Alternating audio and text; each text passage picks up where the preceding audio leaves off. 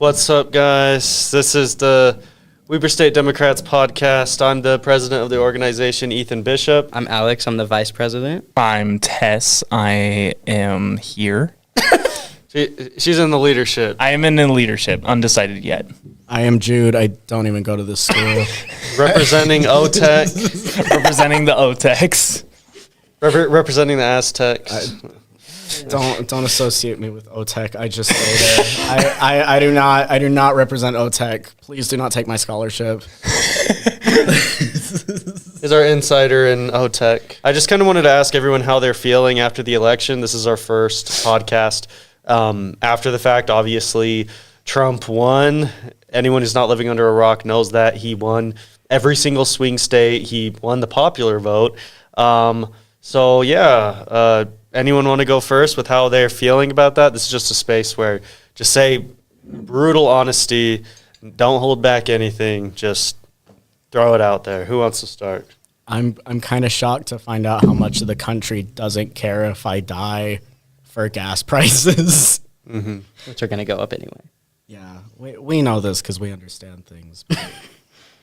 I feel like I'd rather be living under a rock right now with how things are going. I'm pissed off. I was sad, and then I got mad. Mm-hmm. And, I think this, as much as it sucks to say, this is kind of a good thing that we're finally coming together as a community and doing a lot of community outreach. However, it's just disgusting, the fact that this caused us to start building communities, because especially in the trans community where I am and stuff like that, we have multiple Discords, Instagram chats, Snapchats of just people saying, hey, don't kill yourself. Yeah. Keep on living, which is good, but it's just sad that it took us this long to really, really get a sense of our own Ogden community. But I'm glad that we have it now. It's just so fucking depressed with how things are going and mad mainly and wanting to protest. So I think just for context, we did do a protest before this. All four of us were there. There was a bunch of other members that showed up. It was a really good thing. We actually, the supporters as opposed to non-supporters, I'd say we had 10 to 2. Very surprising. We had the vast majority of the people agreed with us, and we didn't really get any. Well, we got a few, but we didn't get all that much pushback.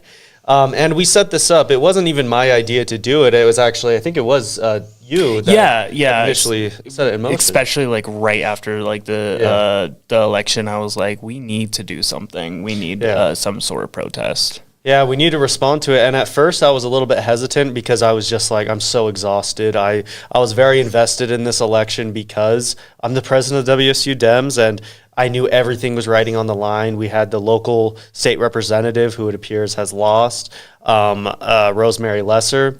And that was a big blow to us because we've been doing a lot with her. She's been a staunch ally of us. And so I was just kind of in the mood this fucking sucks.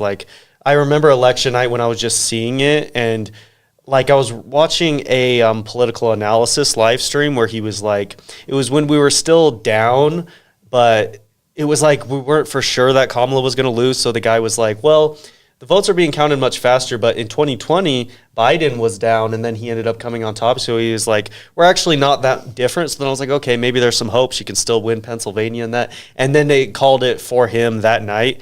And I was just what the fuck? And I was so mad, and I still am. And this is what I'm going to say straight out the gate. And this is something that someone tried to push back on me when we got together and we made the signs. And I was these fucking people are so stupid. They voted for Trump. And he was well, you're not going to be successful if you do that. Look, if insulting people isn't successful, why did Trump win? Trump literally insulted Latinos, the trans community, his own supporters. He literally says, and he said this years ago, that he loves the uneducated, okay?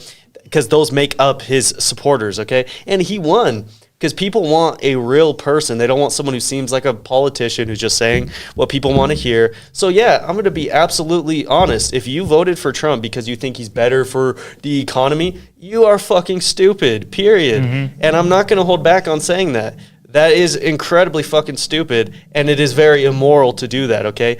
You have no love of country. You have no moral justification for what you did. And if you didn't vote, yeah, I would say a similar thing. If you intentionally voted for Trump, that's one thing. And I won't just get up in your face and scream it at you, but I'll let it be known.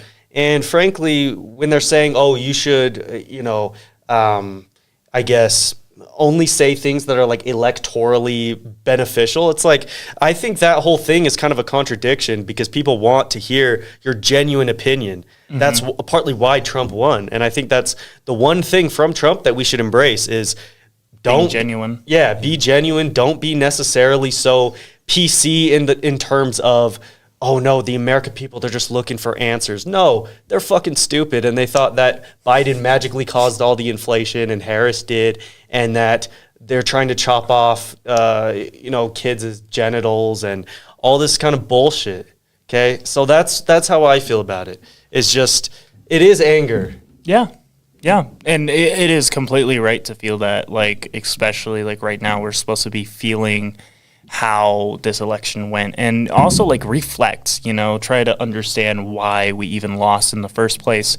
And, especially for me personally, being a punk and anarchist and stuff like that, it is very interesting to see this election and to see local organizations like on purposely support to vote against Kamala, not to vote for Trump, but to either not vote or to vote like a third party and stuff like that. And it's like, I totally get it. Two-party system is absolutely disgusting. And I totally see, like, with the two-party system, how the just being two parties can, like, there's no in-between. There's no really, like, gray area. It's just black and white. And because of that, a lot of people didn't vote for Kamala, and it felt like it split the vote. And the big numbers that we keep looking at is, where are the Democratic voters? Where did they go? Like, it feels like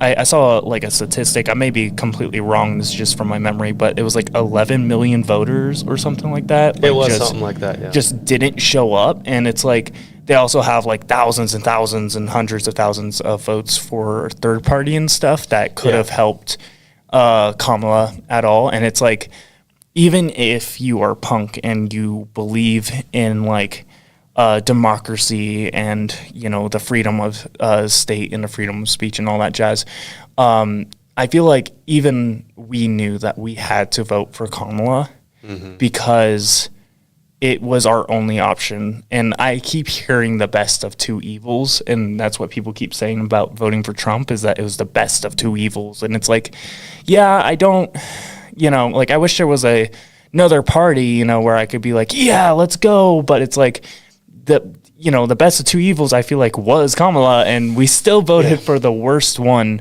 we could have possibly imagined. We introduced fascism to the public, and now the government's going down with cheers. I just think that we've done the same thing for like the last 3 elections. I don't really blame people for getting sick of that. And yeah, and like that's the big thing, is that, like, I'm obviously not mad at the people who voted not Kamala because like they're just didn't want to choose the best of two evils. But like, and I totally get that, I'm in the same boat, but like, we can't just like sit here and just realize like, hey, those votes could have helped, those, and like, we're going to be mad that Trump, won. And it's like, we got to look at like what we could have done better, I feel like. And like, that's why I'm so like mad and pissed, is because like, I personally think that the Democratic Party has a lot of leverage. I think the Democratic Party has a lot of ability to be great. It could be more left, and a lot more people, I feel like, would vote for her. But because these extreme leftists like myself saw that, a lot of those people didn't think that she aligned with their own beliefs, and so they voted a third party. And I mean, I get that, but like, there has to be some form of improvement where we can make, and like, look at where we can go from I here. agree. And one thing I will say is, Look, I'm not a big fan of the two-party system in the same ways because I disagree with many things that Biden has done, that Harris probably would have done. But at the same time, I look at other countries and, like, for example, in their, like, parliaments and stuff like that, you have multiple different parties, but they have to form a coalition to get anything done. So you're kind of in a similar boat and sometimes an even worse boat because you have to form a coalition with this party, which may be kind of niche and they may only be focused on the specific region's issues. So, I mean, you may have to, bend over backwards to appease some like crazy political party. Whereas if it's one party, it might be more cohesive. But one thing I will say is that, the one thing that makes absolutely no sense to me is when people are like, oh, I'm not going to vote for the Democrats. Or like they were saying like Genocide Joe and that sort of thing. And I think that's completely... I've never heard that. that was shocking. I think it's completely valid to criticize them and their stance on Israel, literally committing war crimes, bombing... How many civilian casualties now? Like 50,000, if not more. It's like, it's absolutely insane. And, Biden and them, they're just like, okay, we're just going to give more money to Israel, not even making it conditional, not even pushing Netanyahu very much at all, not doing anything like that. And so I understand people's frustration. The thing is, you have to be pragmatic with your vote because if you didn't vote for Kamala, guess what Trump's going to do? He's literally said that Israel should finish off the Palestinians because it's bad for PR. So his solution, just fucking kill all of them. That was his solution. So the leftists who are like, no, I'm not going to vote for Kamala. I'm not going to do anything. And also, it's so frustrating. And this is something I want to change is that it's gotten to the point where many, I guess, more influential Democrats, like, for example, there's a streamer named Destiny, and I think on many issues, I don't agree with him on everything, but I like his content, right? And he straight up said recently, I don't think we should focus on leftists, even for the Democratic Party, like far leftists, because they never vote and they're never just going to show up for Democrats. And I think part of that could be true, but at the same time, that's not necessarily true if we change the Democratic Party to be better. 100%, yeah. And I think a lot of leftists, that's not to say that nothing good can come out of non-electoral strategies, but there's literally nothing we can do without some sort of electoral success. We can try to overthrow the government. Guess what? I really don't think that's going to work. And I don't necessarily think that's necessary. I think if all of the people that you like and that have your ideology won in Congress and the presidency and the Supreme Court and that sort of thing, name one thing that you don't think could happen based on that other than maybe, even if you're like want them to dissolve the government, you'd have to take over to first do that. So yeah. So I think there's two things I kind of like have seen, and the first thing is that a lot of those people that did vote third party or didn't vote at all, I have noticed are very much against, the genocide of Gaza, as so is MI. And that's part of the reason why they didn't vote for her is because she has said that she would, continue it and stuff like that. And I mean, Trump had said the same thing. So using that argument as to why I didn't vote for her is Trump's just going to make it 100 times worse versus, at least we could have had a chance to voice our opinion and she might have listened to us. I just feel like Trump is in his own head to where he's not going to listen to anybody. But also on top of that, something that I have seen on social media that cannot be denied any longer is that social media plays a huge role when it comes to the election. And I mean, from AI content with Trump, with streamers for the left and the right, for rappers for the right and the left, all we've seen, especially towards more towards the end of the race, we saw all these influential, influencers get up on their mic and say, hey, I support this person, I support that person. And the big one that I was surprised didn't turn more seats and stuff like that was Taylor Swift. Mm-hmm. She is such an influential piece of media, as much as we may not like her. she has a huge fan base where I was surprised we didn't even get that like as many voters as we could have because she supported Kamala.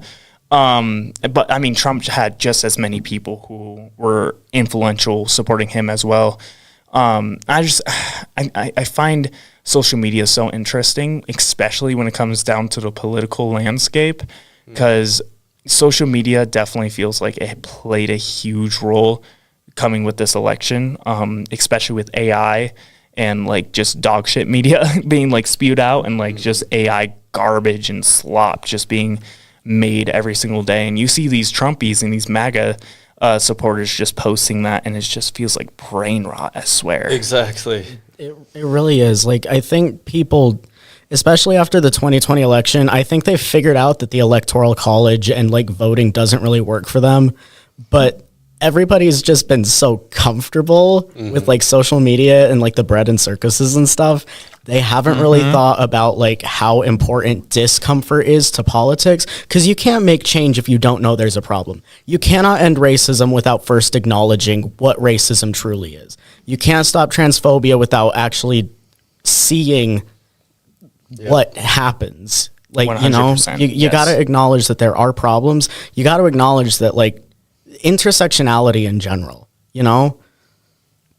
Yeah, I think that's a good point, and it's unfortunate that we have to potentially go through all this kind of shit, like this increased discrimination against trans people, the weaponization of the Justice Department, which I'm sure we're going to see with fucking Matt Gaetz, a sexual predator who is with Trump on everything.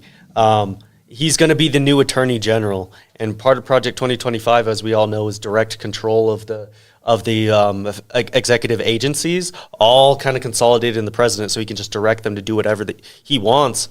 And the Supreme Court ruling was presidential immunity. You can't prosecute the president for official acts, but they technically said you can prosecute him for unofficial acts. But then they pulled out of whole cloth the standards for evidence in which the jury can look at and the prosecution can use to prosecute them.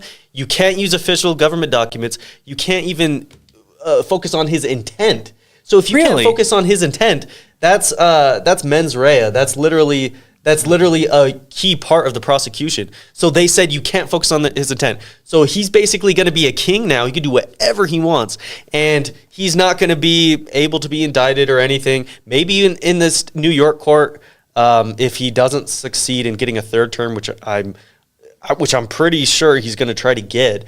Maybe then, but then again, he'll be so old. We just lost, and I think this is a criticism of the Democrats and Merrick Garland, the Attorney General. They should have been so fucking far up Trump's ass and they weren't. They were so sluggish. They treated him. It's a two-tier justice system. The fact that he's a former president, he should not have been given any special treatment, period, for the insurrection, for the business fraud. Even though he got convicted on that should have moved way faster. Stealing hundreds of classified documents, which literally had sensitive information about our national security, and then there was it was kind of like a foreign adversary literally went to Mar-a-Lago, and she was there, and she took pictures with Trump, and she was like on the run from like Russia or something. Like she was like a criminal, and he was there with her with the classified documents there. It's absolutely ridiculous. He should be buried under the jail at this point, and he wasn't. And they threw it out, and they made excuses for him at every turn. Not a lot of people even remember this, but there was. Do you guys remember that case where they said that because he engaged in insurrection, he could not be on the ballot anymore? Yeah, they were talking about that. Yeah, so basically what happened was in Colorado, it was like a federal district judge or something, said he cannot be on the ballot because he aided and abetted insurrection. And I believe it was in the 14th or 15th Amendment. I think it was 14th, whatever. I'll edit it to be whatever it is. But yeah, that amendment made it so it was added to after the Civil War, because obviously these Confederate we're still trying to run and everything. Yeah, they were still trying to run, and they wanted to make sure that the leaders of the Confederacy cannot join Congress. They cannot become president or whatever.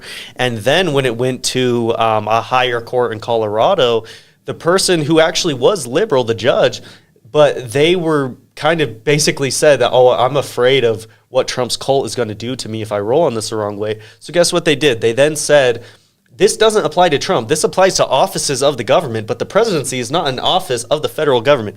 What the fuck is the presidency then? It's literally an office. It's an office of the presidency. And they said no, but because they're scared, because they knew that the insurrectionists might come after them. And then the Supreme Court, I'm not even sure if they mentioned that. They just said, no, you can't kick him off the ballot. He committed fucking insurrection. It said if you aided or abetted insurrection, not only did he aid insurrection by literally being fined with violence being used to disrupt the certification of the Electoral College votes in 2021, January 6th, he didn't just aid in it. He was intentionally wanting that to happen. That's why he did nothing for hours while they were, breaking windows, battering police officers, literally trying to execute a coup, basically. Yeah, what even was their goal once they got in?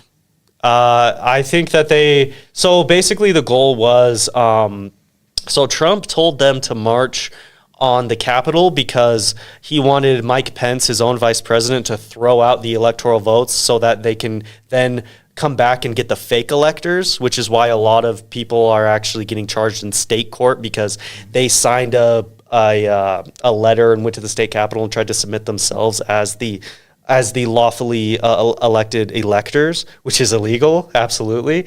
And he wanted Mike Pence to reject it, take the fake electoral vote and say, oh, Donald Trump is reelected president. And it's crazy. And they didn't, and they failed. But what Trump and they were trying to do, it was John Eastman, who was his lawyer. It was his theory was that if they can, if the insurrectionists can disrupt the Electoral College certification, then that's more likely to happen. And also it'll just sort of cast more doubt on the actual electoral process that then he could get his second term. And, and they failed and he was absolutely fine with violence. People might say, oh, he didn't have anything to do with January 6th. Why didn't he stop it? Yeah. Why didn't he say anything to stop it? He didn't even say anything after the fact. Like it's so I'm pretty sure he's tried to distance himself from Project 2025 too. He has. But we all know what's going on. We all know that he's part of it. Yeah, It's his elected officials that wrote it. Like how is that not part of him? My coworker really said Trump hasn't said anything anti-trans as far as I know. Where did you hear that? Look at his rallies. That's one of the most central pieces of their platform. That's arguably why Kamala lost, because all these dumb motherfuckers heard, oh yeah, they're trying to put men in girls' bathrooms. There's literally a flyer that State Representative Rosemary Lesser, who unfortunately lost, went and she showed me, and it was a picture of a literal man. Didn't look like they were trans or anything. Just a literal, just some average Joe. It kind of looked like some raggedy old, some sexual predator in the girl's bathroom. It was just a picture of him in there, washing his hands or something. Yeah, and men can go into bathrooms. Mm-hmm. They can do that. They've always been able to do that. Yeah. There's not a security guard in front of every bathroom. If somebody is wanting to follow a little girl into a bathroom, they could have done that. In fact, they have done that. That has nothing to do with trans women. Exactly. And we look at all these cases, and I mean, you can just pull up numbers after numbers. I want to say it's 98% are just either white or Christian, and none of the 98% of those fucking records none of them are LGBT, are trans, are anything when it comes down to pedophilia. You're people are arguing that, oh, trans women are pedophiles. It's shut up. No. You look at the freaking church. I mean, I could say the same thing. If you're going to call, people like me a fucking pedophile, why don't I call all the Christians pedophiles? Why don't I call the church pedophiles? The only difference is that I might be true. I might be fucking right if I said that. And that's the thing, is that these people in power, especially Trump, who went to Epstein's Island, and has taken photos with Epstein, which begs the question of how much involvement he had. They're trying to cover up the fact that they're pedophiles.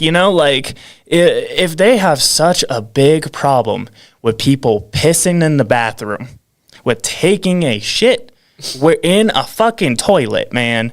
And like, if you have such a big problem with that's a whole nother issue that you need to take a look in the mirror.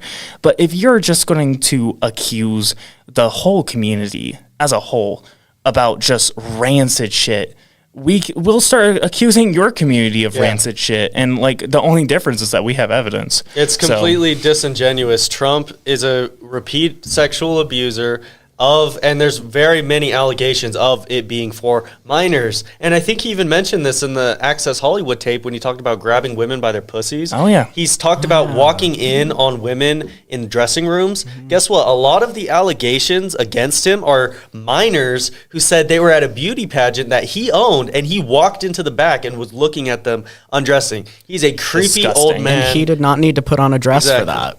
Yeah. He did not need to do that. That's a good point. Yeah. He walked in because he was a rich billionaire. He owned the fucking place. So he's like, okay, yeah, when you're rich, they let you do it. I think that's a direct quote from him. And also, there's also an allegation. I think this case, it was filed sometime in 2016 and dropped shortly before he became president, shockingly, of a woman who said that when she was 13 years old, him and Jeffrey Epstein repeatedly raped her in I think it was Epstein's New York apartment. Disgusting. So it's like, by the way, I think it'll be interesting maybe to see what happens with Trump's kids, because he brought his kids around Jeffrey Epstein. Literally, Eric Trump. Really?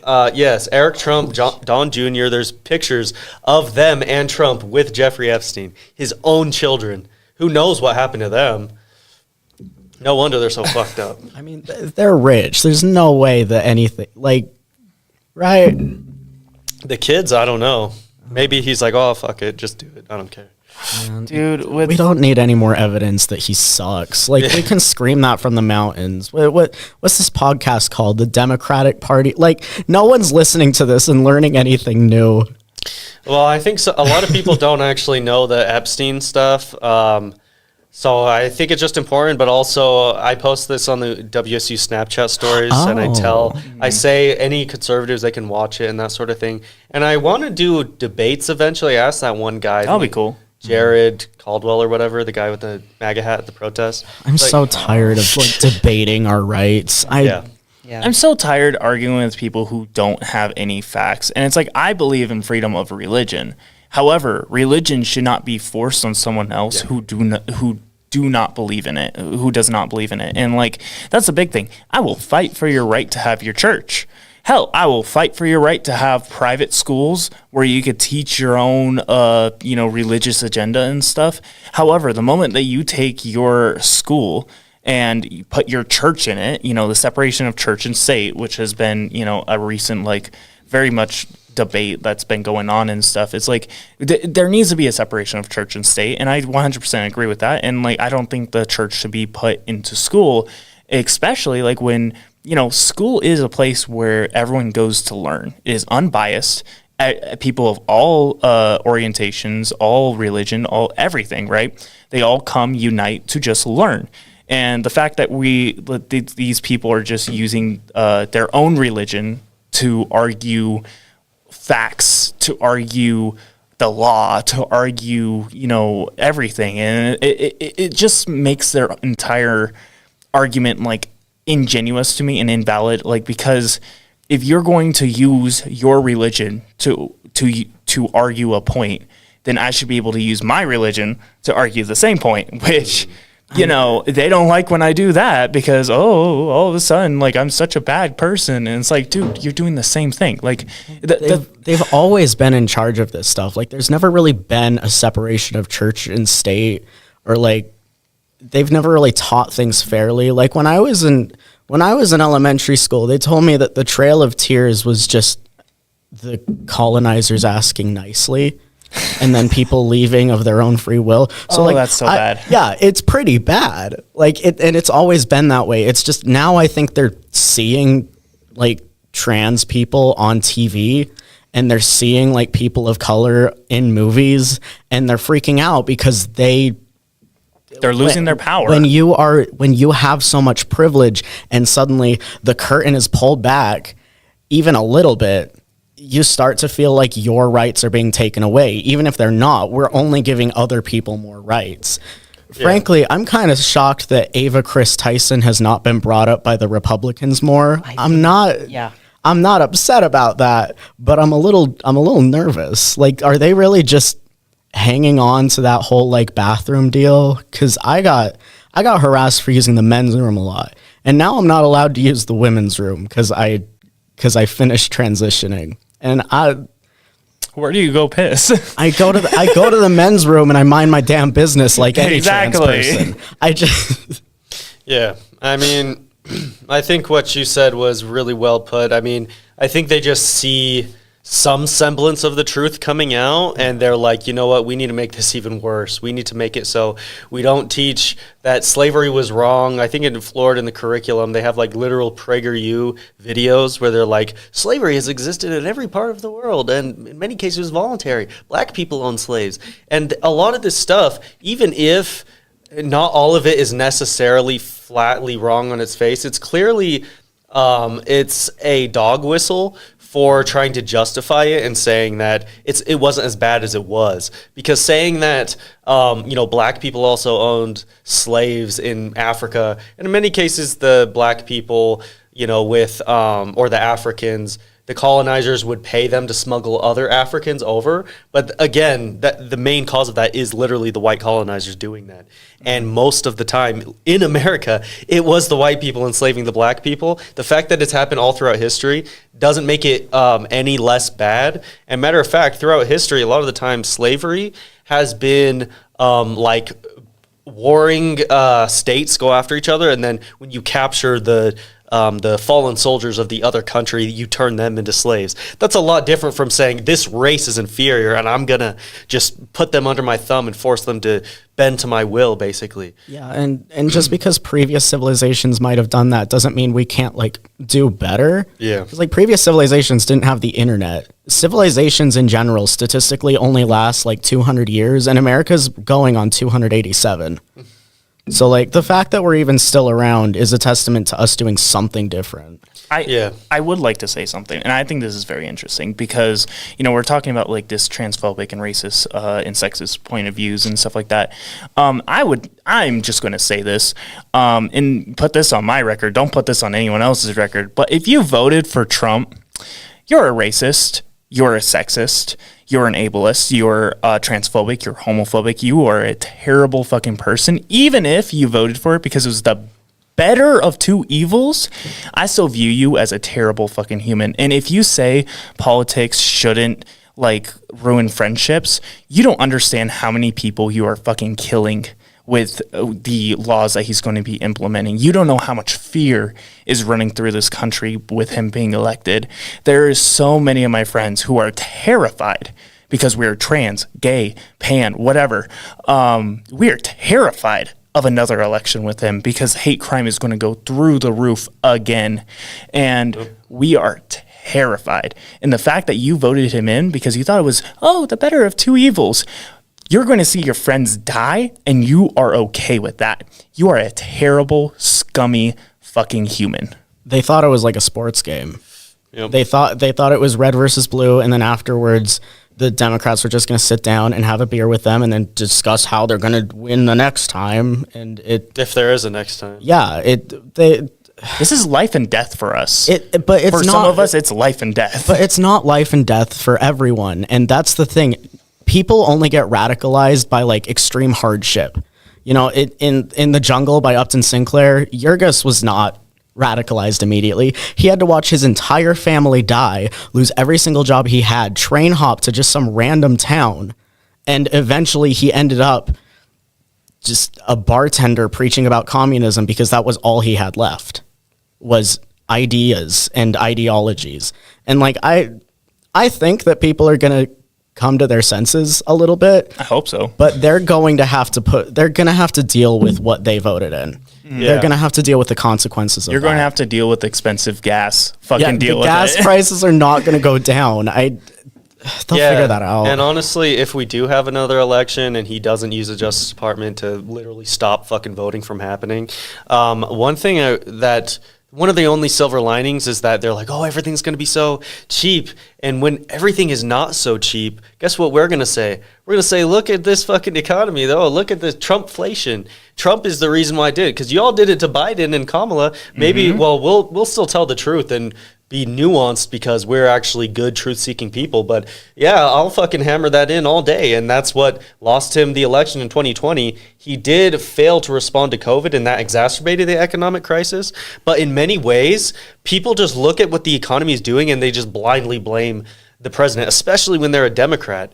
That's why Trump very narrowly lost the Electoral College in 2020, is because they're like, oh, Republicans are better for the economy. Says who? Okay, Democrats have created more jobs than Republicans, I think, in the last, 50 years, like 10 to 1. Okay, it's absolutely ridiculous. The Democrats always have to fix what the Republicans give them as far as the economy. Like, look at what Joe Biden did. I think there's a lot of valid criticism of him, but look at what he did. 16 plus million jobs. And by the way, when people are like, oh, these economic metrics, you can point to things to say that, yeah, he contributed to it. The bipartisan infrastructure bill, the Inflation Reduction Act, creating good paying jobs and clean energy, the Chips and Science Act, taking back our manufacturing from China. Which is a huge deal with the chips, Exactly. especially if tariffs are coming in.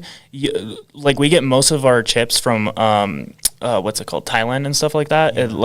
It is a huge fucking deal that we are finally making chips and getting caught up with the rest of the world in the U.S. because we are so far behind, especially in clean energy, so far behind. And Trump's best bet is that Biden's legislation, if he doesn't repeal it, which he says he wants to, if he doesn't repeal it, his best bet is that the funding from Biden's legislation, it obviously goes into the future. So during Trump's term, fucking infrastructure projects are going to be built. Maybe, we'll make progress on climate change because the Inflation Reduction Act was the largest investment fighting climate change in U.S. history. Many people say it's the most progressive legislation that's ever been passed by any country. Even though America is so further to the right in some ways, the Democrats got together and passed one of the most progressive pieces of legislation for the environment in human history. And Trump says he wants to repeal that, but if he doesn't, he unfortunately might be reaping the benefits of it. But I mean, I think we'll still have these high prices because inflation is cumulative. Even if inflation goes down, like right now it's at 2.4%. The way inflation works is unlike the unemployment rate, where if it's at 10%, it goes down to 5%, that other 5% is like gone.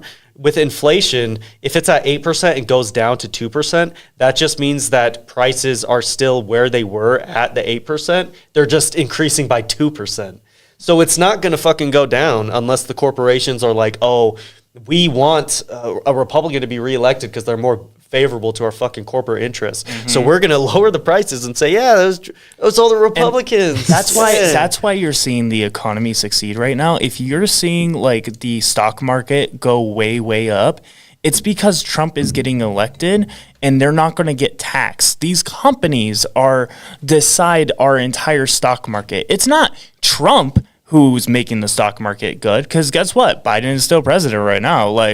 It's these companies, because the companies control the majority of the stocks, and they know that now they're not going to get taxed on their stocks, so they're buying more stocks, and therefore the stock prices are going way up. It's not helping the average middle-class American. It's helping the big corporations. If you want prices to go down, if you want things to be made in America, which, yeah, let's get things made in America, yep, you have to talk to the corporations. You don't have to talk to the government. It's the corporations who set these prices. You're complaining about gas prices. Ask the corporations to lower them. Quit asking the fucking president. We can't do shit when it comes to that. The corporations are the one bribing politicians anyway. Yeah. I thought that was common knowledge. Before all of this, everybody I knew was like, yeah, politicians are corrupt. Yeah, all cops do is give parking tickets. But the minute that the TV told them something different, mm-hmm, that was when things started to change. And propaganda. I don't understand that. I know that reading is kind of boring for some people. Mm-hmm. Pick up a goddamn book. Pick up a book. I'm begging you guys. I don't care which one it is. I really don't. 'Cause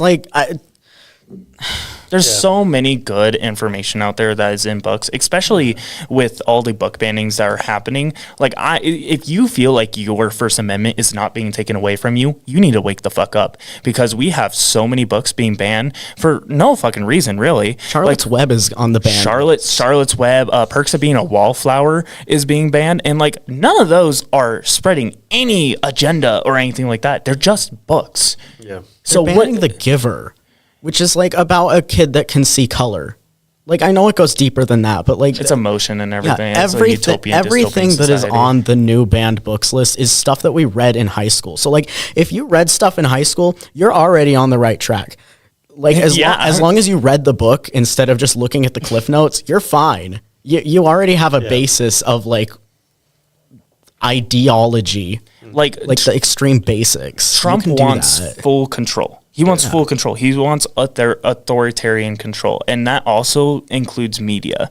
So if you feel like your voice will not be heard, you're right, because your voice is going to be censored. They're going to have control of education. They're going to have control of everything. And they're going to have control of Facebook and Twitter. Yeah, They already do. They already do, yeah. The fact that I've heard so many people get their information from Facebook, kind of gross. But also, They're trying to control AI as well. yeah, my TikTok had me really believing that everybody was going to vote for Kamala. The moment Trump got elected, that was gone. I do not need to be on any social media apps anymore if that's what's going to happen. No, social media is definitely a poison, and that's why I keep saying like social media definitely was a big part of this election race, is because, you know, you can get into a cycle of just thinking that everyone around you is voting for the same person because your entire algorithm is targeted towards that.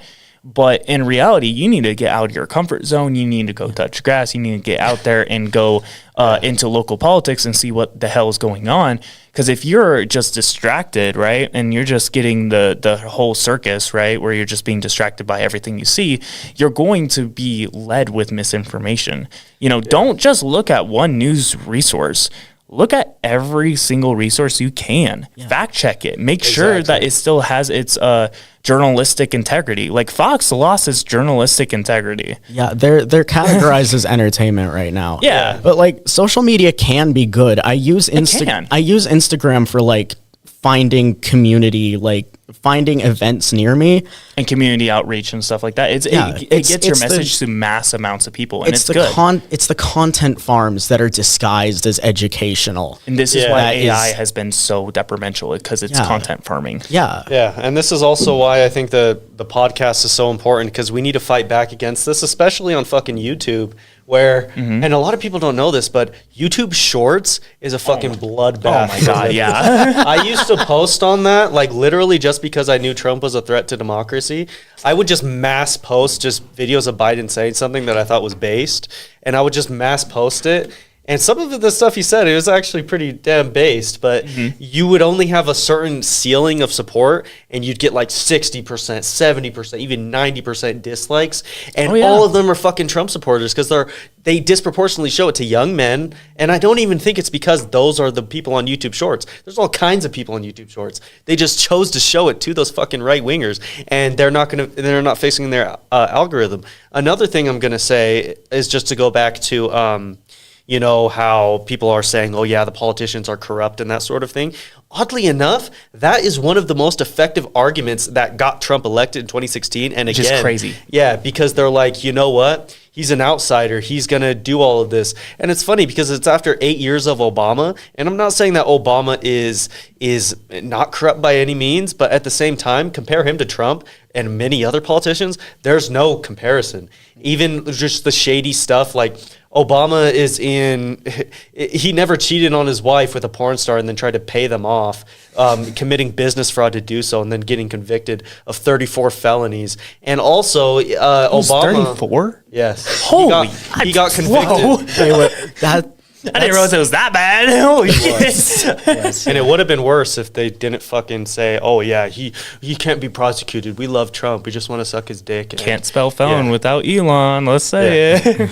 Yeah, and it's so stupid because they're like, oh, yeah, he's an outsider and that sort of thing. He is the most fucking corrupt president we've probably ever had, okay? He's the worst president we've ever had. Because he's a capitalist. Yeah. They're all capitalists. He's just a product of late stage capitalism. He's capitalist to the fullest extent, and he is for the oligarchy. And this country is going to get, and it already is the closest to an oligarchy that it ever has been. Look at Elon Musk, the richest man in the world. Amplified his own posts to benefit Trump on X, made it a far right platform. He literally changed. He posted something that he said, "My pronouns are."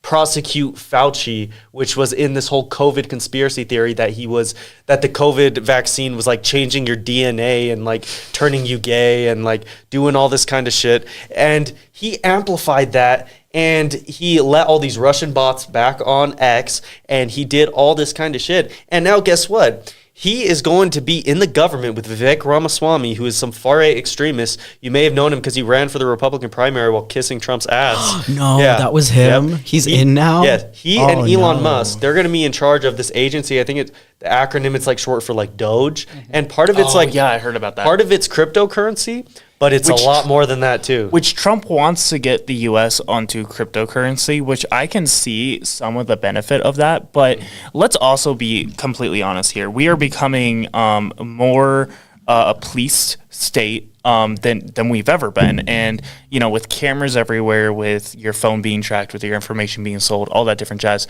The moment that your transactions can be seen by the government, the moment that it is a digital currency, the government can charge you for anything they may seem unfit. And like, especially with Americans like myself who don't have that much money, and let's say you jaywalk and just a camera saw you and they charge you $50 from your Dogecoin or whatever, that's detrimental. That will, like, you know, that it's going to suck, and you're not going to.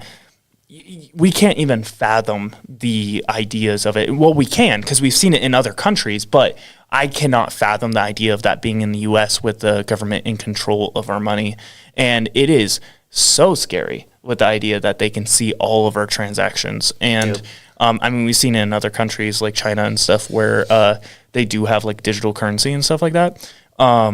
They can control it, and there's tons of facial recognition and way more, you know, police state than what we are right now. But we're heading there, you know, like, you know, with how racist Trumpies are and stuff, we're going there. Like, that's where we're heading. And, you know, I do want to kind of bring this up because I want to talk about Elon for a second, if that's okay. Because how many lies he said on fucking Twitter is ridiculous. And you go through his Twitter, before he owned Twitter and turned it into X, he was in so much support of the LGBT community. Yep. He has a trans kid, and like, he was in so much support of, diversity and equality, and especially because, he was selling a Tesla where the most bought Teslas are in California, where, very inclusive, very much, blue state and everything. So you can argue that it was definitely for like his image, but like the moment that Trump, offered him a position is the moment that he changed all of X, is the moment that he started bribing votes. And I will say bribing because, I'm sorry, $1 million to sign a, petition that for Trump. It's pure cowardice. Like, it's terrifying. I swear that once you terrible. get past a certain threshold of money, you just lose all sense of things being okay or something. Yeah. Like, you think everybody's out to get you. Like, why is it that all the billionaires just suddenly become corrupt?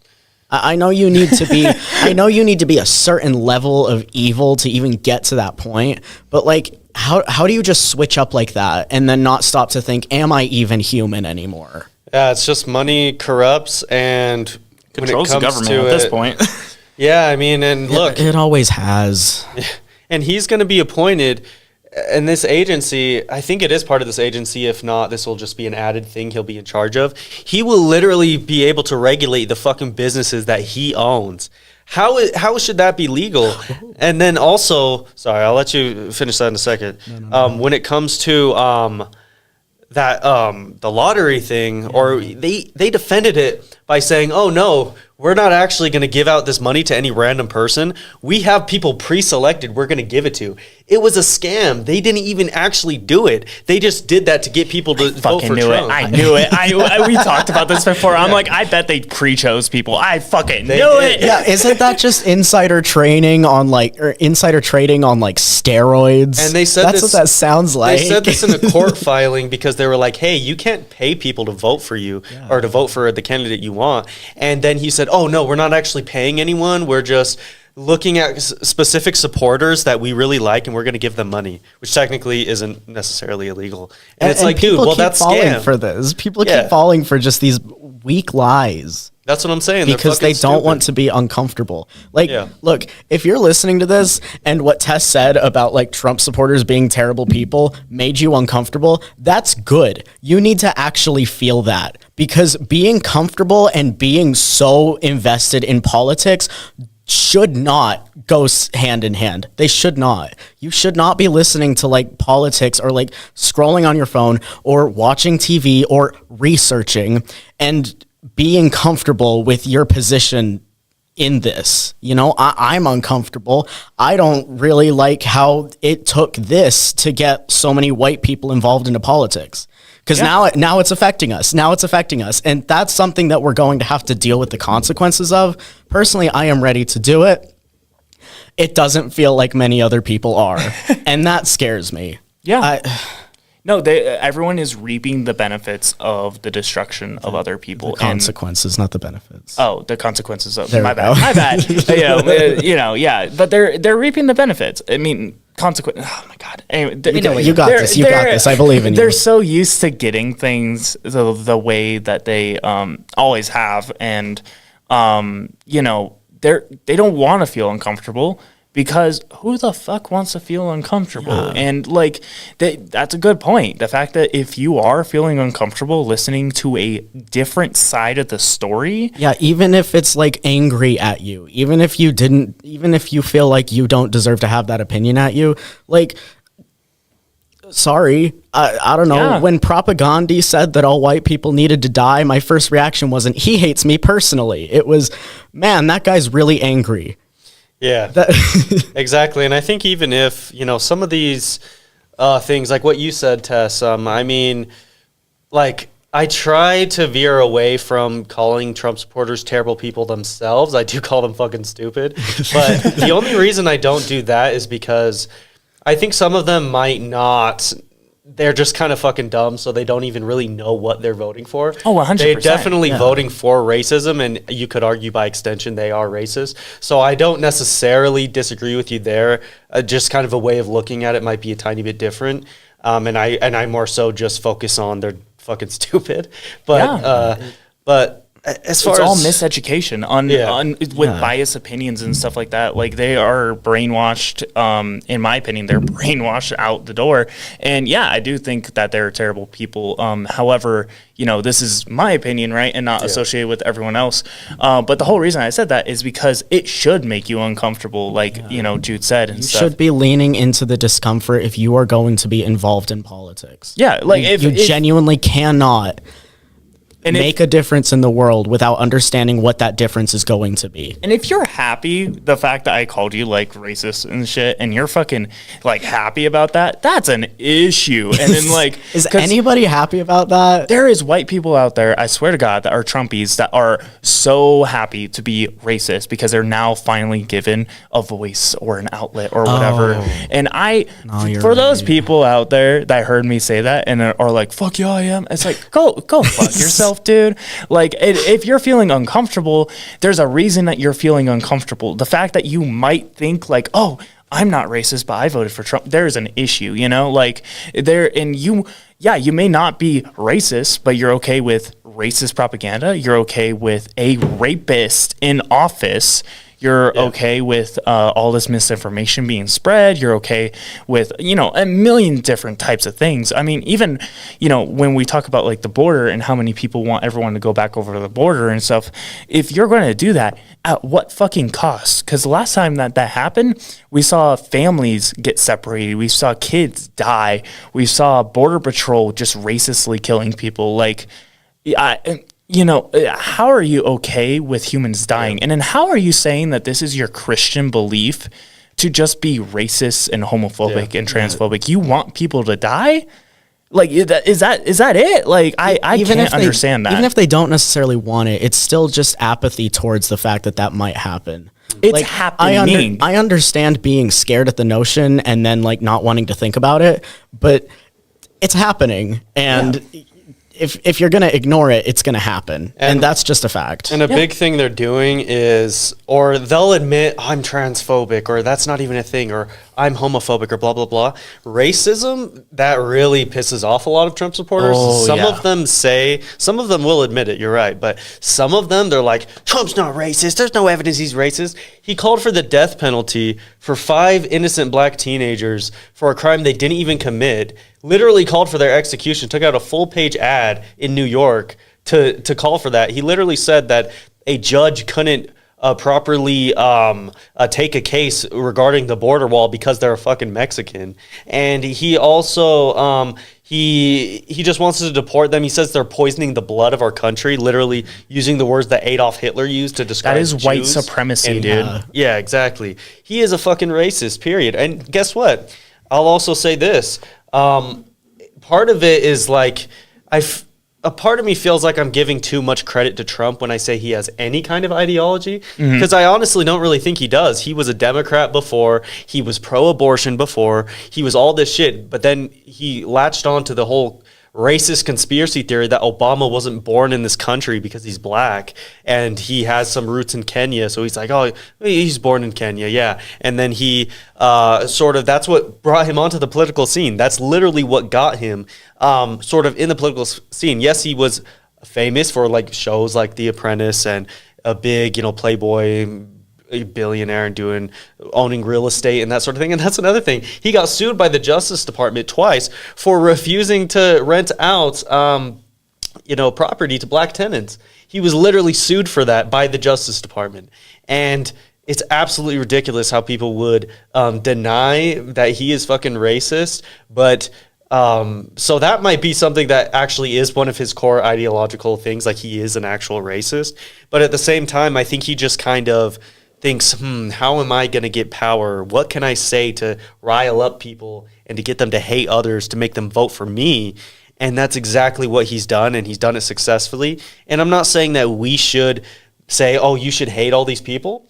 But look, we need to speak the truth with so much veracity and just realism, and to not come off like a politician. And I think that's the antidote, because I think then you suck all of the air out of Trump and you look at him, you're like, he's just some dumb old piece of shit convicted felon, and he needs to go to prison for the rest of his fucking life.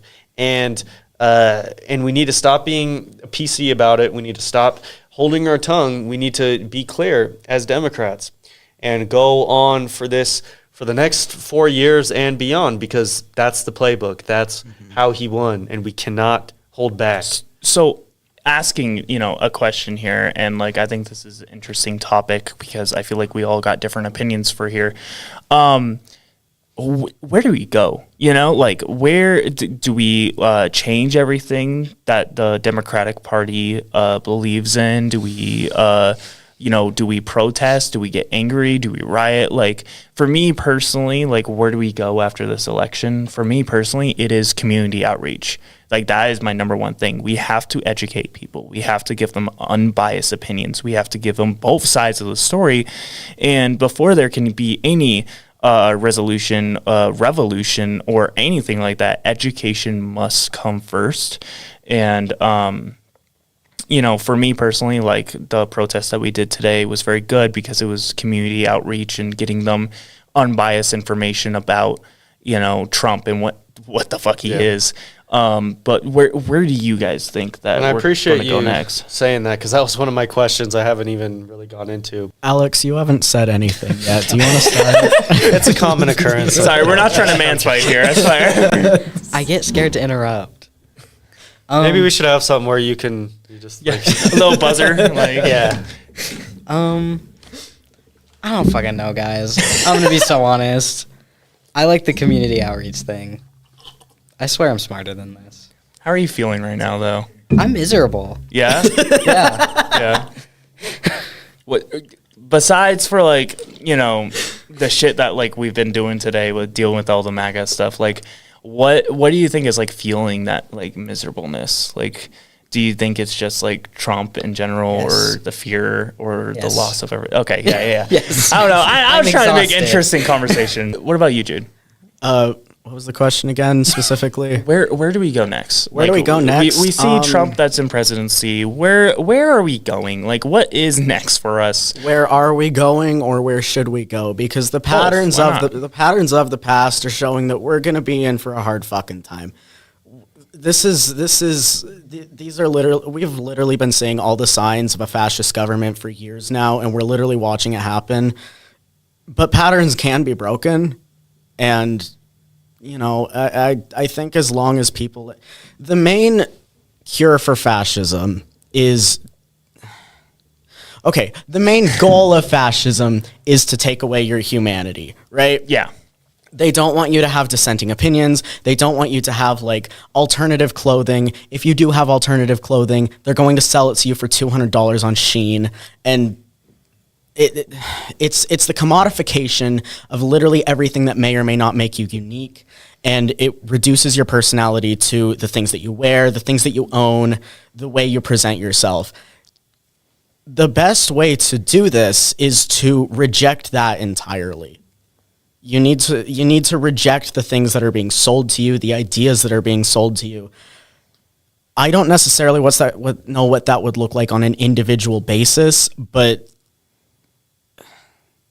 socializing with literally anybody that isn't just your immediate circle of people that agree with you 100% of the time, because that's kind of the thing that I think that's the main thing that like fucked everything over, because the Democrats were like infighting and they wanted the Green Party, they wanted Kamala, some of them didn't want to vote at all.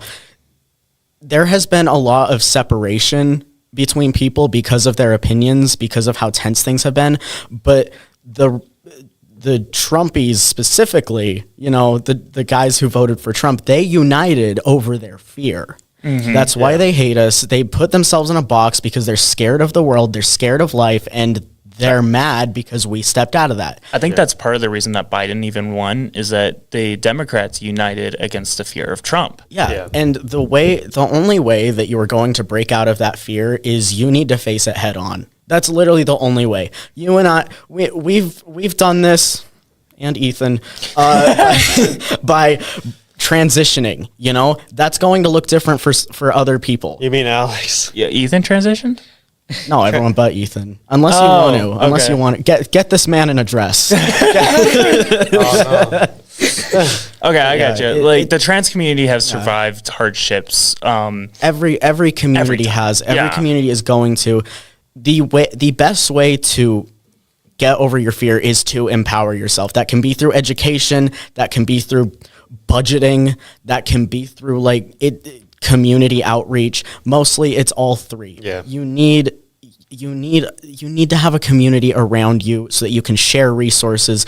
Gardening, like growing your own food, is a rebellious act in this day and age, because right now we are dependent on grocery stores. Right now we are dependent on Barnes and Noble to own books, and we're dependent on streaming services And when to all give those us things, media. when all those things get so much more expensive here in a little bit, having your own groceries grown in your windowsill, your kitchen, your whatever, is going to be such a big deal, because you're going to have a one step above anyone else. Yeah. And even having extra funds right now is such a big deal, because I feel like that's what a lot of people are doing, is that we're preparing, because the people who are not prepared for what's about to happen, it's going to show, and it's going to affect us, and it's going to hurt. Yeah. And some people can't necessarily. I'm not saying to doomsday prep or anything. No, But no, God yeah. damn it, reach out to the people around you. Okay, if they're being disrespectful, fuck them.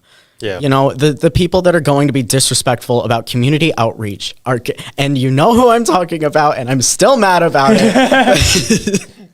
The people who don't want to be around you, you don't have to be around them. But I promise you that if you have love in your heart, or you at least want to have love in your heart, it's going to happen. You're going to find your people, and you're going to find some semblance of safety and belonging. Yeah. And I think that's the main thing that being reliant on all of these things has taken from us. We don't have a sense of independence or empowerment outside of these systems that have been set up to cater to us. Yeah.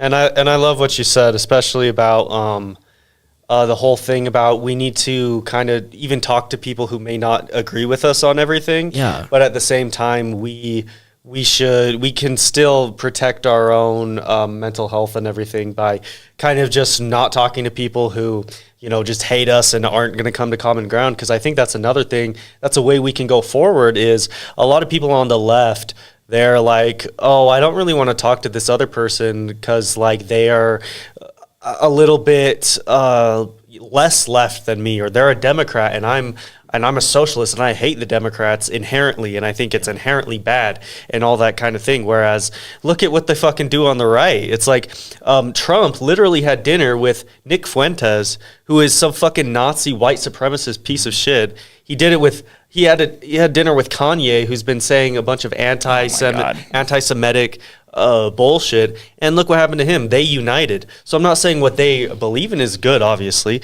but for the left, we all need to come together and say, look, if we can agree on these basic things like democracy, like reproductive rights, like trans rights, like all these different things, like economic equality. If we can agree on all of these things, we need to come together, and we need to not be afraid to talk to others. And also we need to not be afraid to debate conservatives at time. And I want to be careful how I say this because it's kind of nuanced, but I think it is very valid for someone to say, like that person that came up to us at the protest, or it's like, I don't want to talk to that person. But there needs to be someone on the left who actually will stand up to these people and will have debates. 100%. And I think that's also part of why the right has such a foothold in this media ecosystem. Media ecosystem is because they say, oh, they're so badass and this sort of thing. And guess who this appeals to? Young men. And that's why they're like, oh yeah, Ben Shapiro, Steven Crowder, fucking Charlie Kirk, all these dumb fucks, because they will actually debate people. And the people who debate them, oftentimes, unfortunately, they're not always the smartest leftists to go up against these people. So we need people like us who are constantly educating ourselves and listening to debates like that to go after them and say, no, that's absolutely not true. And we need to start saying this on podcasts like this. We need to start saying that just all across social media. The Weber State Snapchat stories is a great resource. People get mad and hate on you. They're fucking cowardly. They won't even come up and debate us at the fucking thing. At least that one guy. He just kept saying the same thing over and over again. And it wasn't until he finally brought up the Bible where I was like, you want to know about the Bible? Where he started to get pissed off enough that he left. Because you knew more about the Bible than him. I do know more about the Bible than him, and it's not even because I want to research that stuff. I just like the stories, so I actually read them. But I don't. We're not saying to put yourself in danger or anything. No, don't even debate your rights. Okay, he brought up transitioning children, and I just shut that down. I didn't know how to shut down the abortion thing because clearly he wasn't listening. But your rights are not up for debate. Okay, if someone comes up to you and they're like... Human rights are not politics. Yeah, they're not politics. If someone comes up to you and you're clearly not white and they're like, I'm racist, debate me, you don't have to do that. Yeah. In fact, I encourage you not to, because they just want to make you mad. They just want to waste your breath, and they just want to make you feel a little more disempowered than you were yesterday. We just need to push back in some way. I mean, personally for me, and I'm sorry to cut you off. Personally for me, I think you guys should go talk to your neighbor, especially for, trans and LGBT people. There is people putting up their flags in their windows now, and we see that across businesses, homes, and everything like that. The thing is that we are so scared as a society in general, not only just the left, but the right, the left, everyone is so scared to just talk to their neighbor. If you see an LGBT flag, go and talk to them, say hi, reach out, try to build a community. And that's how community outreach starts. is by talking to people, even if you're super, super uncomfortable. And obviously, I'm not saying to put yourself in a dangerous situation, but I am telling you to put yourself in an uncomfortable situation. Go talk to people. Try to build a sense of community. Try to have friends, you know, like if you don't have any immediate friends that you can hang out with, try to build that, you know, because if you have love in your heart, like you said, those people will come. But, you know, going out there and trying to meet with those people is something that's going to help you immensely. And, you know, especially with these dark times coming, it's nice to have someone there who just supports you, you know. And even if you feel like you're too nervous or like too angry, or if there's something that has genuinely been like blocking you from socializing from people, it takes practice.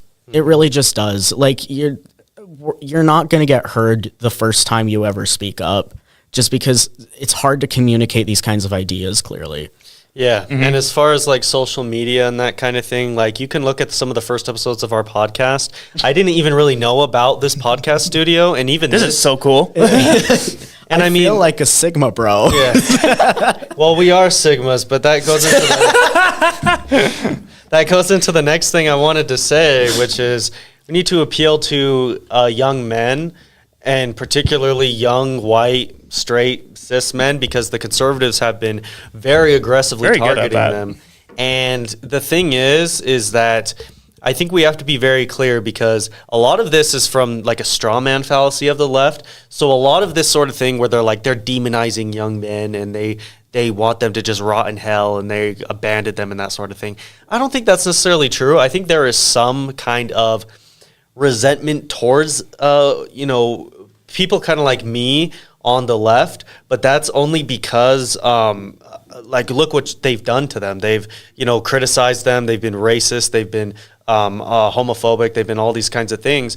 But we need to still point out that, look, young men, they have a part in the Democratic Party. They have a part in the left. If you look at the purported values of a man, it's protecting the innocent, basically. So protect women against extreme abortion bans. Protect, children from committing suicide by being in favor of gender-affirming care, which is literally the biggest medical organizations on the planet agree is the most effective treatment at preventing suicide. It's gender-affirming care. Yeah. Okay? And it's literally just healthcare. And we look at the economy, oh yeah, the finance bros. Look at what the fuck Trump is trying to do. Like we talked about at length in this podcast, just the tariffs, the deporting of all millions of undocumented immigrants, which will destroy our economy. This is all just the this kind of surface stuff too. Like this Yeah. takes 2 seconds to research. This isn't even going into all the deep stuff. Yeah. Well, like I think it's just an inherent misunderstanding of like what it means to be masculine, because you grow up a man, like you grow up a straight cis white man, and again you have all this privilege, and it feels like it's being taken away from you because like the privilege of privilege is not knowing that you have it, right? So all these. if you're a straight cis white man and you actually want to like understand a different side of the story, I challenge you to put on a dress and just walk outside in a public setting. You want to see how much you get hate and ridiculed? You want to see what we experience every single day? Do that. Do that. Yeah, I'm mortified of doing that. But Well, And it's the not- fact that you are mortified is the whole problem, you know? Like, I don't think that's entirely rooted in transphobia. I think it's necessarily rooted in losing your masculinity, because that is a privilege that you personally gave up for your own happiness. Yeah. You gave up cis passing male privilege. And Well, I still look pretty cis to me. Well, and I'm not even mortified because of how I would feel about myself. It's literally just because of the discrimination, and I know people are going to be like, what the fuck? And obviously, I'm just not really into that. I wouldn't want to wear a dress. Yeah. And there's nothing wrong with that, and I think that's something we need to be clear that that's not what we're saying. We're not saying if you are a cis straight man, you are inherently bad. No, and no. it's inherently bad also because, No. and I think some, honestly, and I'm going to try not to sound misogynistic, but some women are not making this any easier, because what they say, and hopefully this isn't a hot take, but they'll get online and they'll be like, oh, a man tried to talk to me today. And it's like, there's nothing inherently wrong with a man being like, oh, I find you attractive.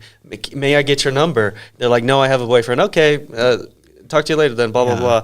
But, catcalling and all that, okay, that's all bad. But there's kind of this narrative going around that women, they are entitled to not even be looked at by a man, or else just get the fuck away from me. You're not entitled to even talk to me. And I think a lot of this is a product of social media. They don't want any actual social interaction. And I think we need to be clear that there's nothing wrong with a young, straight, white man just being like, okay, I like women. Why can't I, go after what I want? There's nothing wrong with that. And there's nothing the left should necessarily have to say that's negative towards that. Cool. Just like how if you are a gay man and you want to go after another gay man, go talk to them in person. Same goes for every single sexuality. We just need to be clear that, this whole kind of advice for straight men and that sort of thing, that needs to come from leftist sources, not just conservative sources. This is why they have a monopoly on young straight men. And it would be just such a powerful inclusion into this platform, because if you take away the white, straight, cis men, who do the conservatives have? No one. The fucking Karens who go to fucking Burger King and they're like, my fries are cold, or blah, blah, blah. Like, bro, that's literally all they have. Yeah, and it's nothing.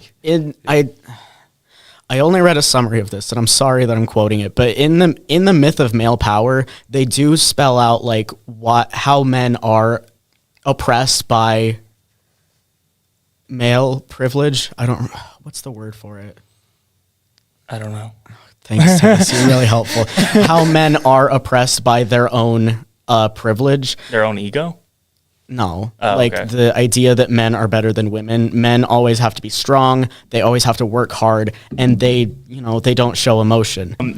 Definitely for sure that white cishet men are for sure something that the left needs to work on. Because the right is definitely has a monopoly on those. However, something that the left has is LGBT people. This is the only party I feel that actually supports them. And I think something that we need to understand is, and I would say I would recommend the LGBT to do the whole LGBTQ plus community to do such should do this. Yeah. I would recommend the LGBTQ plus community to do this. Harvey Milk once said that everyone should come out and be out, so then no one can fear them. Because if you know who the gays are, if you know who the trans people are, your allies are, and who your allies are, you're going to show them there is no reason to fear. I highly recommend people to come out. I know it's scary. I know it's dangerous. I know existing and being trans right now is just a resistance in staying alive. Yeah. I highly recommend, if you are closeted, to come out, because if you come out to these people who are conservative around you, it's going to be a whole less scary for them to see LGBT people. Exactly. I think that's a great point, and I think that's one way we can just suck the life out of this hatred is by saying, if you know someone who's conservative, maybe they're, like I said, it's just straight cis white male, and you come out, as trans or whatever, and you don't act any different towards them just necessarily because they're just inherently white or whatever, or a cis man. I think that would be so powerful, because then it's going to be a lot harder for them to demonize the entire fucking LGBTQ plus community, because they're like, oh, I know this person, they're pretty cool. Maybe they're not all inherently bad or whatever. And then it can just kind of spiral into believing in freedom for them, which technically aren't men supposed to believe in that? Isn't that part of this whole conservative appeal, that they believe in freedom? So that should bring them away from the Republican Party. And you still see this, conservatives, the really nasty ones, they know people who are trans. They might even be on good terms with them, but behind their back, they talk so much shit, and they misgender them. They call them by their dead name. They say whether it's terrible boy or girl or whatever they are. I've literally heard one say that about our coworker who was trans. They were like, her, he, or whatever they're going by. They are so fucking cruel as far as that goes. Those are the people that need to make up the Republican Party, because I think those people are a pretty small minority, And I think we can reach so many people. And like you said, coming out, I think that's so important. I mean, I don't think you guys need me to say that as a straight man or whatever, but very true. Yeah, no, I mean, if you're not racist, if you're not sexist, if you're not transphobic, if you're not homophobic, the entire Democratic Party is here. Like, we support you, like 100%. And like, that's the big thing is that, you know, a lot of these people are voting for the right. And when I call you racist, when I call you sexist, when I call you homophobic, and you're like, no, I'm not. That's then your why, actions, not necessarily your person. Your actions are speaking a lot louder than your words, because right now you are silent that Trump won. Mm-hmm. Yep. And being part of, like, us being like the Democratic Club doesn't necessarily mean like we like these specific politicians because of the party they're in. Oh, no. And I think that's kind of the disconnect that we've been having. Because like when I heard that it was the Democratic Club, I was like, oh my God, I love how Kamala didn't take a stance on anything. Like, okay, that's why I didn't want you to go on the first podcast. But that's the unique thing about the left, right? Is that we take in all forms of left. Like, if you are just barely on the left, or if you're extreme on the left, we take you in, because guess what? We care about you. And the main thing, especially for me personally, being a part of the Democratic Club, what has helped me the absolute most is local politics. Yeah. I did not understand how important local politics are. And thankfully, we have this podcast, so you can see all these local politicians that we've had on and stuff. That stuff is so important that we don't even understand. Like, you guys don't even understand it. Like, if we can get more local blue representatives in chairs and stuff, the entire state can turn blue. It's very true, getting involved in the local level, and we're not a cult is the thing. Like, we're not a cult, With Trump, it's like you have to kiss his ass or you're fucking divorced from the party. In the Democratic Party, it's okay to be further left. And I think, you know, like I said, there's a lot of good criticisms of Joe Biden, but look at his presidency. Everyone was like, oh, he's going to be so moderate. It's just Obama 2.0. But look what happened. Bernie Sanders ran in 2016. And arguably some people detracted and they didn't vote for Hillary. Some of them even voted for Trump because they were like, nah, Hillary, she's going to be like, I like Bernie. She's going to be she's going to be too conservative or whatever. And then, when he ran against Biden in 2020, he lost as well. But then look at what Biden did. I think he learned from that. And he was like, you know what? No, we're going to go with the progressive stuff. And he actually did a lot of stuff, like, for example, the Inflation Reduction Act, which I was talking about. And he supported measures that no one actually thought he was going to support because of this influence on him. And that's also the thing. It's not necessarily, I mean, this isn't optimal, but it's not necessarily bad if you have a career politician who will just, you know, lick their finger, put it in the air, see where the political winds blow. Because if the hunger is for it on the leftist side, they will actually take action towards it. Now, it would be better if we can elect people who actually believe in these things, and that's why I'm saying we're going to rebuild the Democratic Party. And as far as local politics go, I love that the chair of the Weber County Democrats came here as well. Amazing. And the vice chair of the Utah Democratic Party. That is an elected position.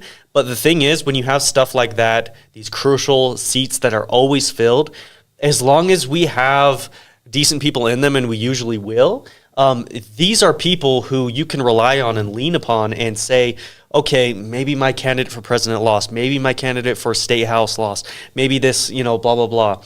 These people are here to stay and to support, who you can mobilize with year round. They're always going to be available. And they're not relying on some dumb fuck conservative because it's in the Democratic Party. I remembered what I was going to say. Okay. Oh, yay! Because it wasn't in regards to like the dating life. It was in regards to like if the conservatives don't have cis straight white men, then they don't have anything. Men have, in the myth of male power, they say how men are oppressed by their own privilege in the way that they are seen and used as tools by the threat of losing any of their privilege. So like interesting. Yeah, because there was a study done, like, and it wasn't very big. It was just a bunch of people being interviewed. But a lot of guys who were like super masculine, they avoid like things like recycling or like having a reusable bag or anything that might be considered green because it's considered feminine. And there's a big fear of like losing your masculinity in the eyes of other men, because they are the ones who hold that power over you socially. If you're seen as like a feminine man, you know, you're a sissy, you're gay, you're like you're gonna be treated as less than, and women aren't necessarily gonna like you either, as is shown in those podcasts. So it really is just based on like fear of stepping out of that norm, because you will have to reject all of the privilege that you have been given. The privilege of privilege is not knowing you have it. There is something unknown on the other side of that, and it is far, far more comfortable and easy to just sit around and be like, oh, there's a male loneliness epidemic. There's nothing I can do about it. Men are being hurt, so let's get rid of abortion so a woman has to be with me. Yeah, I think that's a great point. Yeah, I think we had a really great discussion here. Is there anything anyone wants to add before we end this? Alex? I'm sorry. Just give us a hot take. Yeah. What do I you don't got? have any hot takes. Give us a lukewarm Who's take. your hear me out?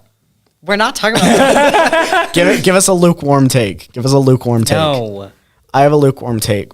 Okay. Racism makes me sad. Is that even lukewarm? Is it lukewarm? I hope it's lukewarm. Actually, I hope it's cold. I hope it's ice cold. My only like last thing to say is that if you are left, let your voice be heard right now. If you're mad, let your voice be heard. If you want there to be change, let your voice be heard, because we have to have that hunger to change the Democratic Party into a better party for it to actually happen. So voice your opinion. And get out there. Regardless of your political party, if you stay silent in the face of oppression, you're just as bad. Yeah. Yeah. Sorry. If you're just going to sit there while fascism happens, dude, Yeah. you're part of it. Yeah. Pretty much. Yeah. Also, Yeah. please be safe. Yes, please. Unless you have the ability to not be safe and still make it home. You can figure it out. It's a gray area. Don't drunk drive. Don't. Exactly. Unless. If anyone is watching this who is a Weber State student and you want to join us, want to contribute to our podcast and that sort of thing, make sure to message us on Instagram. It's just WSU.Democrats, or you can register officially on eWeber. So, yeah, make sure to have a nice day or night, whatever time it is when you're watching this, and we all got to resist. We all got to do this. Yeah. For the thumbnail. Small things are good too. Small acts of rebellion. Small things are good too. Sounds like you're Small talking acts of about something else. resistance. All right. Would you know small things either? Heart gardening. Stop the recording. Yeah. Token system.